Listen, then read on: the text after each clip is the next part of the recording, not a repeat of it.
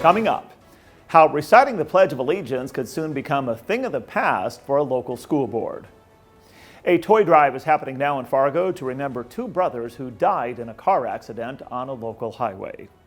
And gunfire breaks out at the Mall of America, how police are now searching for the suspect. Hello and welcome to the Nightly Review. I'm Tom Tucker. We begin with a look at tonight's headlines, then a one-on-one conversation where we hear from a former teacher now running for a local school board who says she's taking a stand against identity politics and what she calls a hyperfocus on race and issues related to gender. But first tonight, reciting the Pledge of Allegiance could soon become a thing of the past during meetings for the Fargo School Board. A discussion to consider not reciting the pledge when opening board meetings is now on the agenda for the next board meeting, which is set for August 9th. Board member Seth Holden had previously asked the board's governance committee to put the discussion on the agenda. Back in April, former board member David Paulson pushed to make reciting the pledge part of the permanent agenda for every school board meeting. A small group of demonstrators gathered to pray Thursday outside a new abortion clinic site in Moorhead. The clinic is the new location for the Red River Women's Clinic, which relocated from Fargo. The demonstrators are with Pro-Life Action Ministries, and they oppose the opening of the new clinic in the 300 block of Highway 75 North. The move from Fargo was prompted by the U.S. Supreme Court's decision to overturn Roe v. Wade, which triggered a North Dakota law banning abortion. The ban is now set to take effect on August 26th. An hours-long standoff in Jamestown ended with an arrest. Police responded Thursday morning to an apartment complex in the 100 block of 5th Street Northwest to reports of a woman being held against her will. She was able to escape, but the suspect, 41-year-old Kevin Garnica, barricaded himself inside the apartment for several hours, and he was armed with a gun and a knife, according to police. We're told Garnica also recently threatened to kill or injure law enforcement officers. Garnica eventually surrendered after officers used tear gas and pepper spray. The West Fargo Fire Department is hosting a meeting to collect community feedback and to answer questions on the department's functions and programs. People who attend will also learn about the department's strategic management and planning process. The meeting is set for Tuesday, August 16th at 11:30 in the morning. Over the past 5 years, the department has experienced a 459% increase in calls for service. An annual toy drive is happening now in Fargo to honor two young brothers who died in a car accident on Interstate 29 4 years ago. The event is organized by the family of Camden and Maxwell Dean. Toys can be dropped off during business hours at several locations around the FM Metro, including Maple Family Dental, 4-Star Ninja Academy, and all locations for Gate City Bank. The toy drive runs through August 9th. Toys collected will be donated to Sanford and Essential Hospitals and the YWCA. The mayor of Detroit Lakes is welcoming and enjoying the economic impact of WE Fest while also touting his city. Well, it's a great place to come and visit, and when you come and visit, you might as well decide to live here. It's just a fantastic place to live. We have a lot to offer here. Mayor Matt Brank, while appearing on What's on Your Mind on AM 1100 The Flag, said studies have not been performed on the economic impact of WE Fest, but he says all area hotels are full and says business is brisk at area restaurants, convenience stores, gas stations, and the municipal liquor store. WE Fest continues through Saturday night. Miranda Lambert is the headliner tonight, and Luke Bryan closes out performances on Saturday night. The North Dakota Supreme Court is denying a request for a new trial for a man convicted of killing his mother and Grand Forks police officer Cody Holty. Salama Pendleton appealed his conviction, saying his rights had been violated, and he's also alleging jury misconduct. The court rejected his arguments, but ordered that Pendleton be resentenced on a drug charge. A shooting is to blame for a lockdown at the Mall of America in Bloomington, Minnesota. Surveillance footage reportedly shows one person firing shots inside the Nike store yesterday after an argument involving a group of people. Police shut the mall down around 2 hours, but were unable to find a suspect. No one was injured. The state of Minnesota is set to receive several thousand more doses of the monkeypox vaccine. The state's vaccine management supervisor says around 7,600 doses will be delivered over the next 6 weeks. That's in addition to the nearly 3,000 doses already received. Nearly 150 cases have been reported across Minnesota. And the popular country band WDAY is canceling concerts in Fargo, Minot, and Sioux Falls, as well as the rest of their tour for 2022, of the fall tour, I should say. A message from the band says member Charles Kelly will be working on his sobriety. WDAY was scheduled to perform at Shields Arena in Fargo September 30th. The band was also set to perform at Norsk Husfest in Minot. Festival organizers are now searching for 2 main act replacements, because in June it was announced that Toby Keith would not perform after he was diagnosed with cancer. Well, if you enjoy our approach to local news here on the Nightly Review, please take a moment to hit subscribe and the bell button below to make sure you're always up to date on the important stories and events taking place right here in the FM Metro and the surrounding region. And if you're planning on being out tonight, out and about, there is a chance you could get wet. Meteorologist Justin Storm is in the Skywatch Weather Center with a look at the weekend forecast.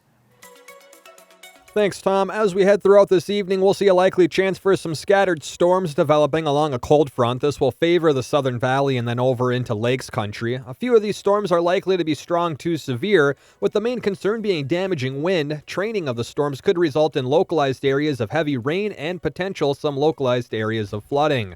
Through the rest of the overnight hours, a few scattered showers and thunder showers will still be likely, with low temperatures in the mid-60s, and we're only going to warm back to the upper 60s and lower 70s for Saturday afternoon. Slight chance for a few light showers in the morning, then a slim chance for a little light drizzle here or there throughout the day. Most areas should remain dry. And for your Sunday, again, a slight chance for a little light rain in the morning, otherwise decreasing clouds throughout the afternoon with high temperatures right around 70.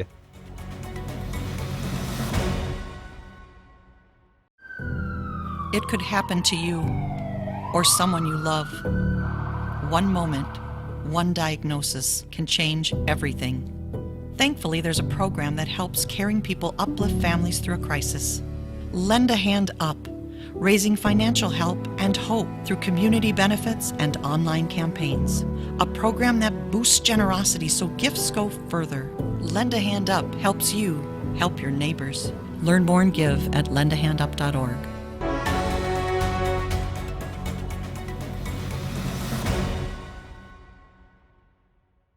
Welcome back to the Nightly Review. My guest for the one-on-one conversation tonight is a school board candidate who says she's had enough of what she calls political indoctrination in the classroom. Lisa Hahn is running to serve on the board for Moorhead Area Public Schools, a district where she says she previously taught. I first asked Hahn to elaborate on why she's in the race. Well, I've seen a lot of things in the Moorhead schools that concern me, and of many things, but one in particular is the biggest thing that struck me was last summer and how the school board treated the parents when they tried to instill the mask mandates. So that was like a big red flag when I saw how they're trying to silence the voice of the parents last summer. And then I started looking more into what's going on into the schools.